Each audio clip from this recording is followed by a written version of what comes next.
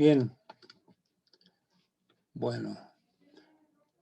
Entonces, vamos a recordar algunas cosas muy básicas, ¿sí? Por ejemplo, si tenemos una bobina, ya sabemos que es un enrollado. Faraday, como platiqué la clase pasada, intentó muchas veces crear a partir de un campo magnético. En este caso, el campo magnético está representado por este imán. Intentó producir corriente en la bobina. Bueno,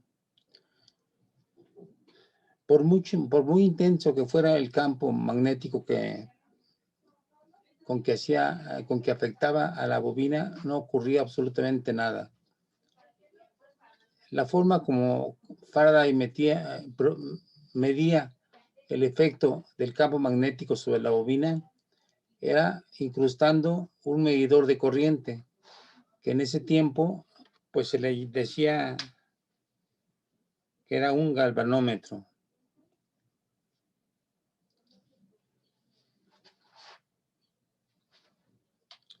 Un galvanómetro. De hecho, todavía se producen en la actualidad los galvanómetros, son muy sensibles, ¿sí? Y evidentemente que este nombre viene en honor a Galvani, que fue quien estudió la electricidad producida dentro de los animales, en particular dentro de una rana, ¿sí? Bueno, entonces no pasaba nada. Y le ocurrió a Faraday algo parecido a lo que le ocurrió a Ørsted. Ørsted se planteaba el problema inverso. Ørsted lo que trataba de investigar era si la corriente eléctrica producía campos magnéticos. Pero como Ørsted ponía la aguja en forma, la brújula en forma perpendicular a la corriente, es decir, Ørsted hacía esto, tenía así la corriente, y así estaba su brújula, que les repito, es un sensor extraordinario para medir si hay campo magnético o no.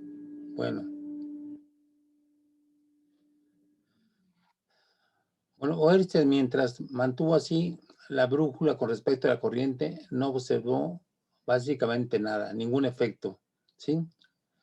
Pero cuando Ørsted se le ocurrió al final de una clase, y además por no dejar pasar el tiempo, se le ocurrió poner así su brújula con la corriente. Entonces en ese momento vio cómo al meter la corriente, la brújula producía un giro violento, ¿sí? Lo cual demostraba claramente que la corriente generaba campo magnético. Bueno, entonces ese fue un accidente que le pasó a Ørsted. Bien, entonces en el caso de Faraday le pasó algo parecido. Mientras él mantuvo el imán quieto, ¿no? Nunca obtuvo ningún resultado importante en la bobina. Perdón.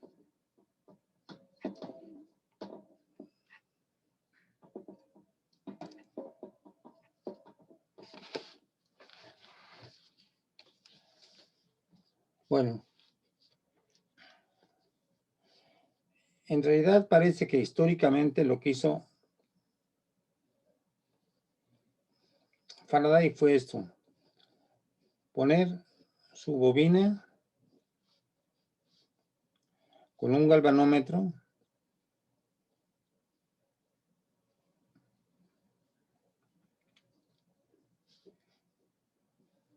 ¿sí?, y someterlo a un campo magnético, pero en este caso no utilizó como campo magnético un imán, sino utilizó eso que ya había descubierto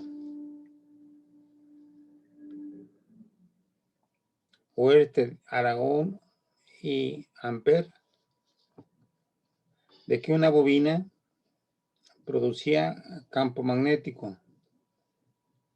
Esto ya se manejaba de una forma muy usual en los laboratorios, ¿no?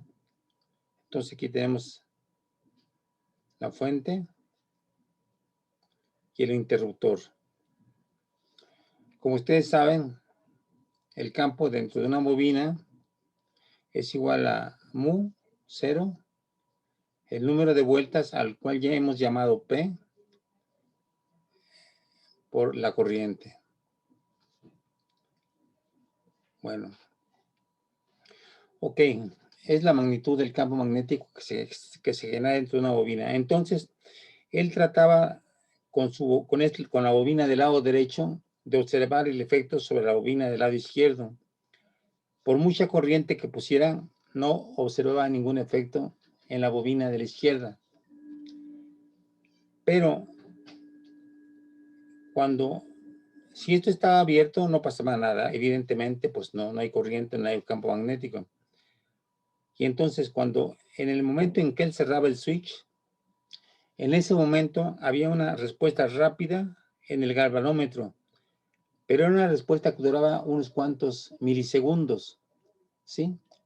Una vez que la corriente se estabilizaba, el galvanómetro volvía a su posición original. Ahora, Faraday intentó lo opuesto. Aquí estaba ya pasando la corriente. Cuando el switch, cuando el interruptor se abría, es decir, cuando la corriente pasaba a 0, otra vez ocurría un cambio rápido en el galvanómetro, un cambio que duraba unos cuantos milisegundos, y luego el galvanómetro regresaba a su posición original. Entonces, eso fue un resultado accidental. O sea, Faraday, tras lo que andaba, era tras el efecto de los campos magnéticos intensos sobre la bobina de la izquierda. Pero lo que él accidentalmente descubrió es que había un efecto de esta bobina sobre esta, pero solamente en el momento en que había un cambio en la corriente. Es decir, cuando había un cambio en el campo magnético, ¿sí? Entonces, tanto para el caso de Oersted como Faraday, sus descubrimientos fueron accidentales, pero desde luego que a todos nos pasa accidentes, digo, de tipo físico, ¿sí? Pero no todos somos capaces de sacar las debidas consecuencias de ese fenómeno accidental que nos ocurre de cuando en cuando en un laboratorio. En realidad en un laboratorio ocurren muchas cosas raras. Para no complicarnos el cerebro, no les hacemos mucho caso, pero a lo mejor muchas de esas cosas raras que pasan en un laboratorio tienen un significado importante. Bueno, el hecho es que solo para mentalidades como para las de Oersted o para las de Faraday, ese accidente pues desató un descubrimiento importante. En el caso de Ampère, el descubrimiento de Oersted, el descubrimiento importante fue que la corriente creaba campo magnético y eso lo obtuvo accidentalmente. Para el caso de Faraday, el accidente fue que el cambio del campo magnético en la bobina de la derecha es el que producía un efecto eléctrico en la bobina de la izquierda. Bueno, ahora, ¿cómo formalizar esto matemáticamente? Bueno, vamos a recordar rápidamente algo que ya habíamos dicho en la clase pasada, pero estoy tratando de ponerme al día.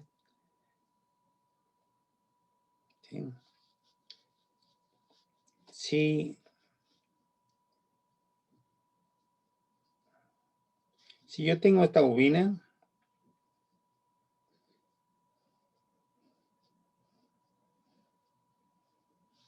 Pues esta bobina va a tener un campo magnético, dada por esta fórmula. Pero va a atravesar una sección transversal. Y tal como ustedes lo estudiaron en el curso de Física 2, cuando vieron flujos, el flujo de fluidos, se creó el concepto de flujo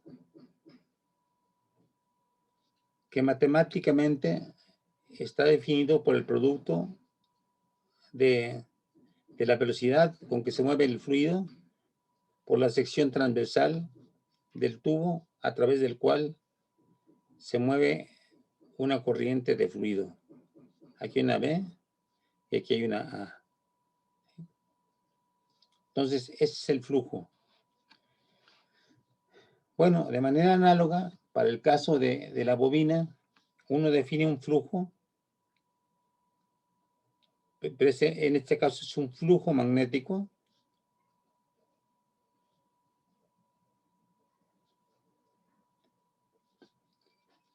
que si la sección transversal es así, y si el campo magnético está así, atravesando toda la sección transversal de manera regular, entonces el flujo magnético, al igual que el flujo de fluidos, pues es B punto A. O sea, B por A por el coseno de teta. ¿Qué quiere decir eso? Bueno, que si por ejemplo tenemos esta sección transversal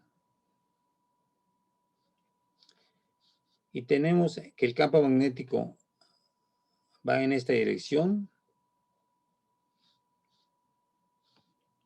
y si definimos un vector unitario que sea perpendicular a la sección transversal, entonces entre el campo magnético y el vector unitario va a haber un ángulo teta. Entonces, a este ángulo teta es al que nos referimos en este producto. Es B por A por coseno de teta. ¿Qué significado tiene esto? Bueno, evidentemente que si teta es 0, entonces esto se vuelve 1. ¿Y qué situación representaría eso? Bueno, pues que tenemos aquí nuestra sección transversal. Teta es 0, entonces el campo magnético va así, pero el vector unitario también va en esta dirección. Y el producto B por A, coseno de teta, se convierte simplemente en B por A. Eso quiere decir que el flujo tiene un valor máximo porque todo el campo magnético está atravesando a la sección transversal. Bueno, pero si cambiamos de situación,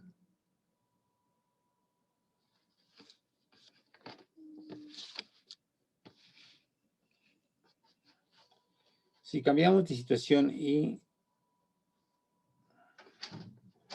nos vamos al otro extremo, y este es el vector unitario N,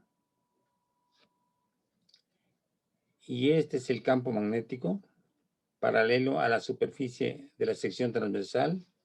Si esto es B, entonces pues el ángulo es pi medios. Teta es pi medios. Y entonces en ese caso, evidentemente que el producto de B por A sería BA coseno de 90 grados. Que ustedes saben es 0, y entonces el flujo en este caso sería 0. Entonces por eso tiene significado hacer un producto escalar. El flujo magnético es B punto A, donde A es un vector que tiene la unidad, cuya magnitud es A, y que apunta en la dirección del vector unitario N que sale de la superficie de la sección transversal. Bueno,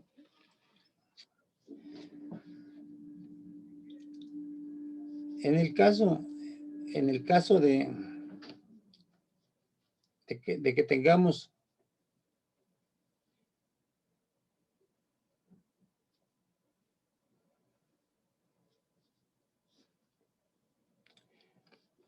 una espira en el cual su flujo magnético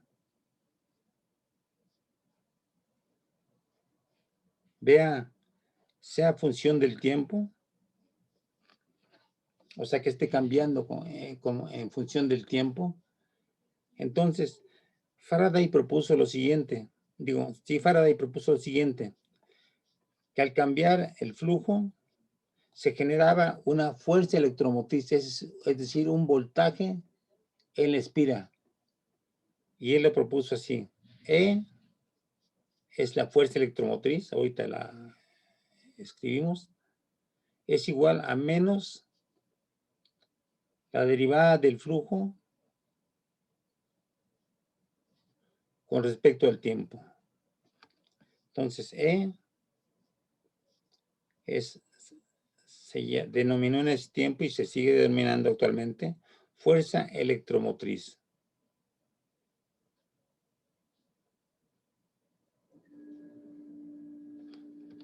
Sí. Entonces, al cambiar el flujo dentro de la espira, pues se crea un voltaje, y si hay un voltaje interno, o sea, un voltaje que va de extremo a extremo, o que hay un voltaje que actúa sobre las cargas de la espira, pues se va a producir una corriente. Bueno, pero si tenemos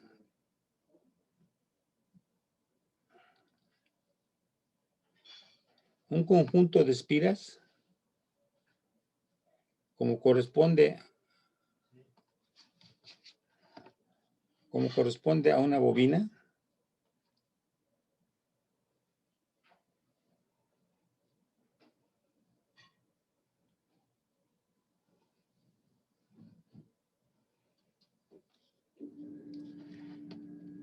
entonces lo que va a ocurrir es que si hay un campo, o si hay un flujo, vea que es función del tiempo, entonces en cada espira se va a crear una fuerza electromotriz, y es como si tuviéramos lo siguiente: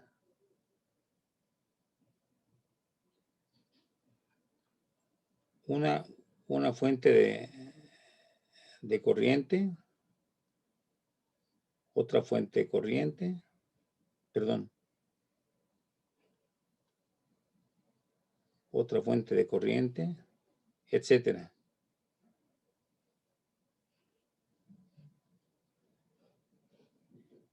¿Sí? Y entonces, pues tendríamos un voltaje o una fuerza electromotriz total, que sería la suma de la contribución de cada espira. ¿Sí? Entonces, la ventaja, una vez más, una de las ventajas de las bobinas es que nos permite amplificar los efectos de la ley de Faraday. Una sola espira nos da una fuerza electromotriz, pero si ponemos 100 espiras, tendremos esa fuerza electromotriz multiplicada por 100. Bueno.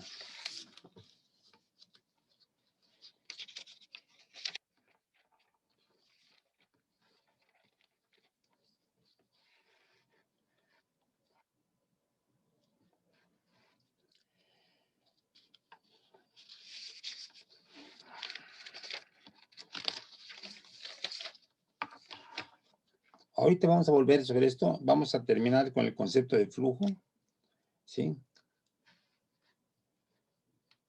Anteriormente vimos que el concepto de flujo estaba muy bien definido con esta relación, ¿no? ¿Sí?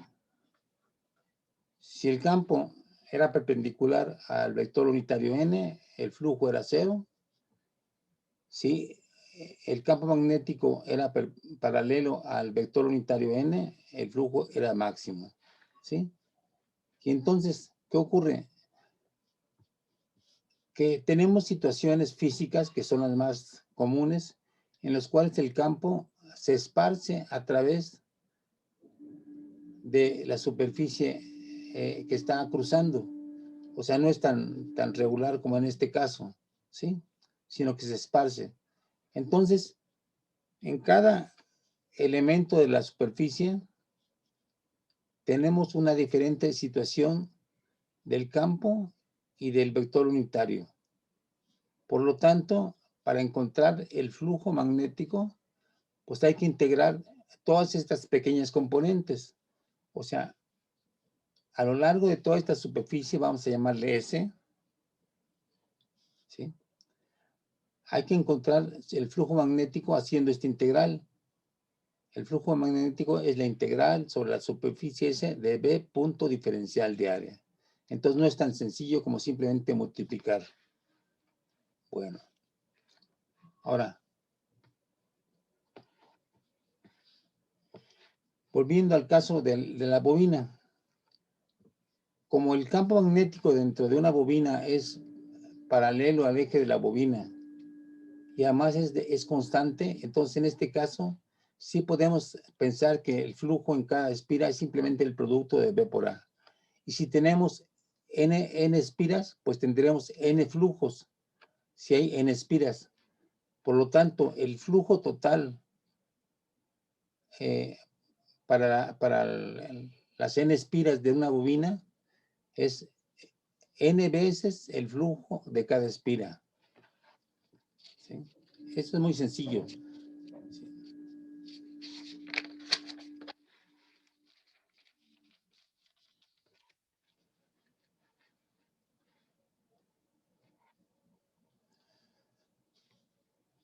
Entonces, tenemos aquí que el flujo para cada espira es B por A, es mu P por I, que es el campo magnético para sección transversal. ¿Sí? Tenemos que este sería el flujo para una espira, para todas las espiras, perdón. ¿Sí? N veces B por A. Y este producto, que es el flujo total, se le llama enlaces de flujo. Enlaces de flujo. ¿Por qué tiene sentido este nombre? Porque como vimos anteriormente, cuando el flujo está cambiando en el tiempo, cada espira aporta una parte a la contribución del voltaje total que se genera en los extremos.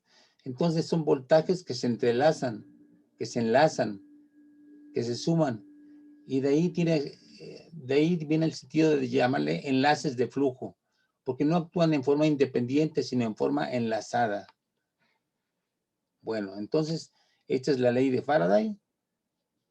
Si el flujo en una espira cambia en el tiempo de tal forma que la derivada con respecto al tiempo es diferente de cero, se genera o se induce una diferencia de potencial o fuerza electromotriz en el circuito denominado epsilon. ¿Sí?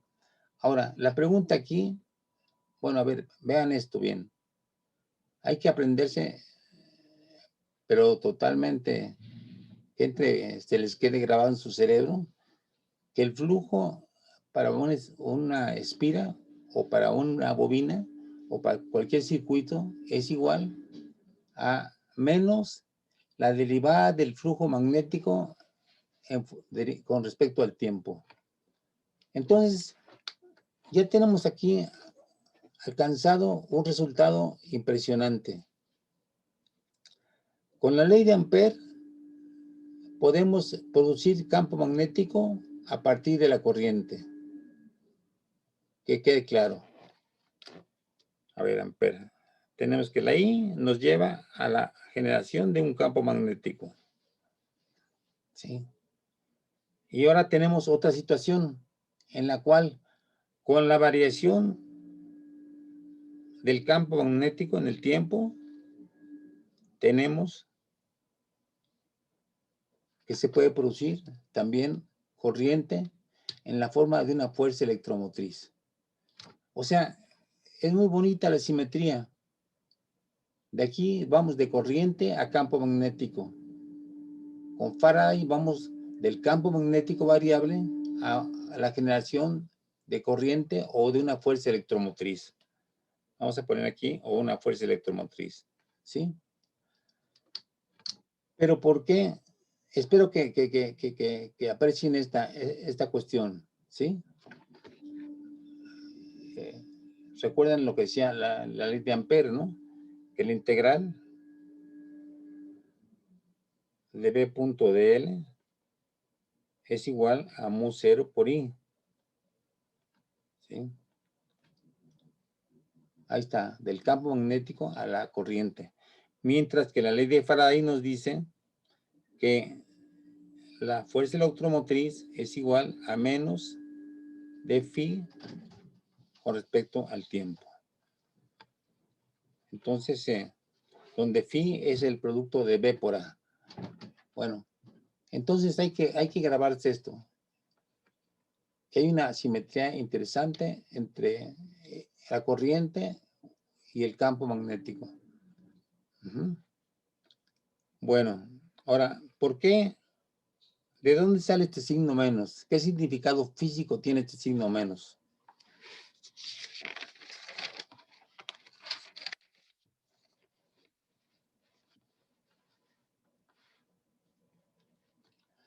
¿De dónde viene el significado de este signo menos? ¿Sí?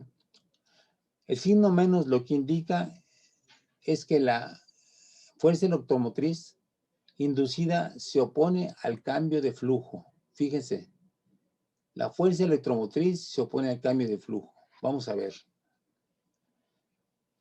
Si tenemos un norte y un sur y lo estamos acercando al imán, lo que estamos haciendo es, a ver, ustedes respóndanme, cuando el campo magnético del imán se acerca hacia la sección transversal, ¿qué pasa con el flujo? ¿Aumenta o disminuye? Aumenta. Aumenta.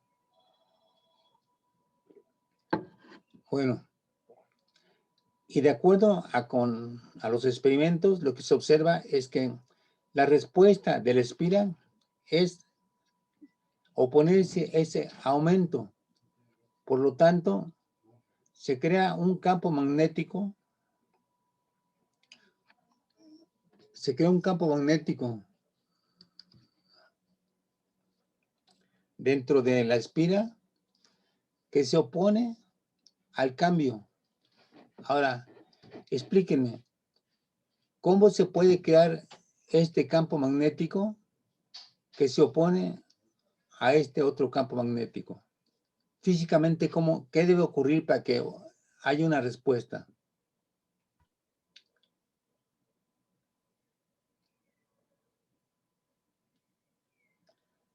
¿Cómo se crea esta respuesta? Por la ley de Ampère.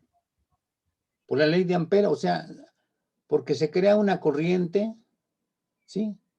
Una corriente con una tal dirección que crea este campo magnético, ¿sí? Entonces, otra vez aquí vemos enlazadas tanto el efecto de Faraday como la ley de Ampère. Aquí es lo contrario. Aquí tenemos que el imán se va alejando. Si se va alejando, y aquí está su campo magnético, ¿sí? ¿Qué va a pasar con el flujo dentro de la espira? ¿Va a aumentar o disminuir al alejarse el imán? Disminuye. Disminuye. Por lo tanto, la respuesta del circuito debe ser crear un campo magnético que se oponga a esta disminución. Entonces, ven, este campo magnético se suma a este otro campo magnético que tiende a disminuir. Por lo tanto, se debe crear una corriente dentro de la espira que nos genere este tipo de campo magnético. ¿Sí? Y ahora, para darle mayor sentido físico a todo esto que estamos viendo aquí, ¿sí? Fíjense, es interesante esto. Si se crea una corriente físicamente, ¿qué significa?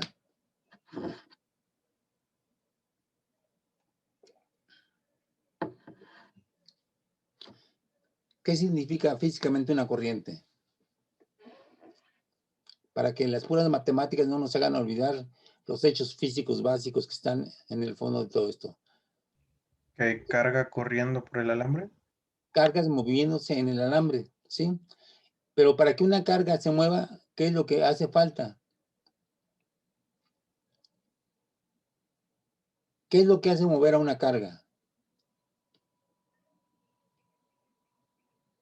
A ver, eso lo vimos al principio del curso.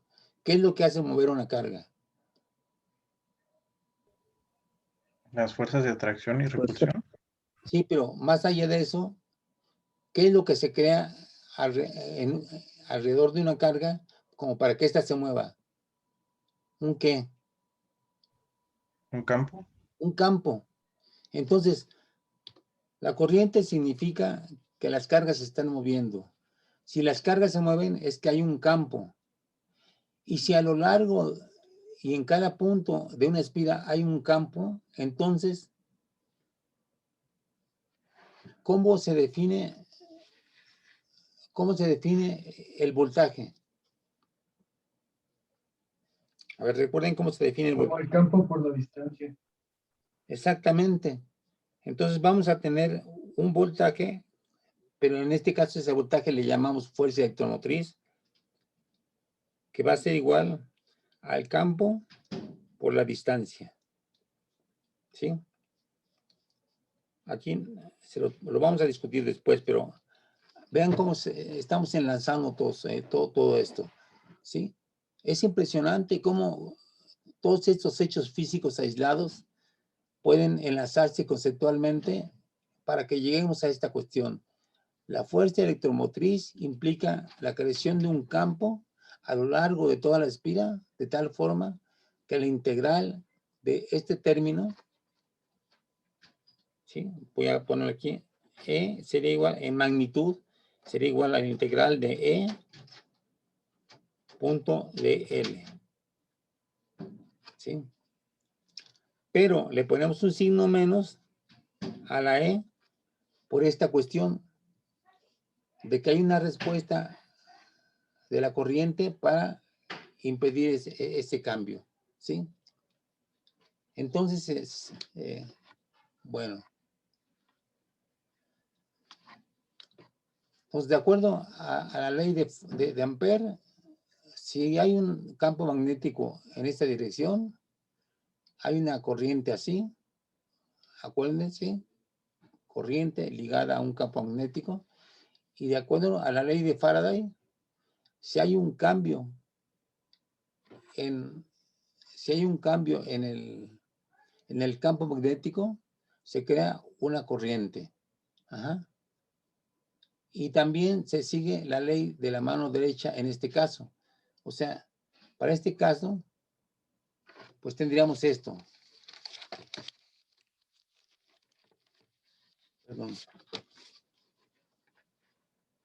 Para el caso de la ley de Faraday, aunque sea, lo voy a poner aquí, aunque sea en forma pequeña, tendríamos lo siguiente. Tenemos los dedos. ¿Sí?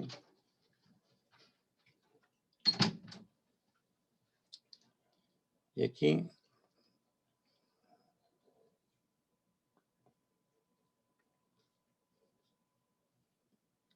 la mano, ¿sí?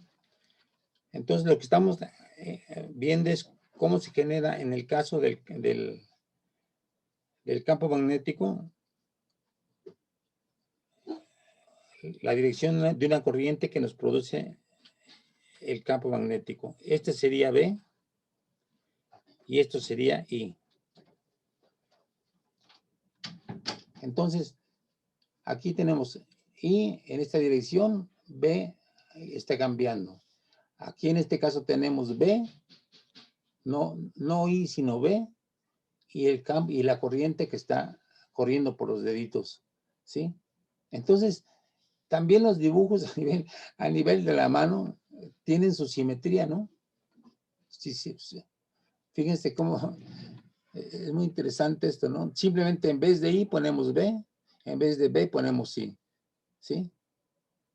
En vez de I ponemos B. En vez de B ponemos sí. O sea, son recursos para que este tipo de leyes pues no se olviden, ¿no? Se memoricen fácilmente. ¿Sí? A ver, apréndanse esos dibujitos de la mano y ya con eso se aprendieron la ley de Ampère y la ley de Faraday.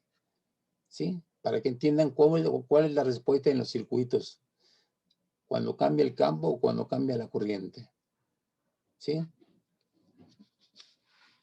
Bueno, ya nada más me quedan 3 minutos. ¿Hay alguna duda sobre esto? A ver, plantéenla si es que hay alguna duda. ¿Esto queda claro?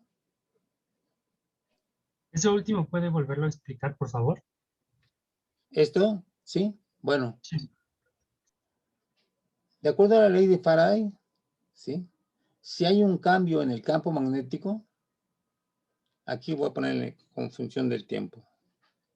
Si hay un cambio en el campo magnético, se crea en la espira una corriente en esta dirección. ¿Sí? Aquí lo vemos. Si hay un cambio en el campo magnético, ¿sí?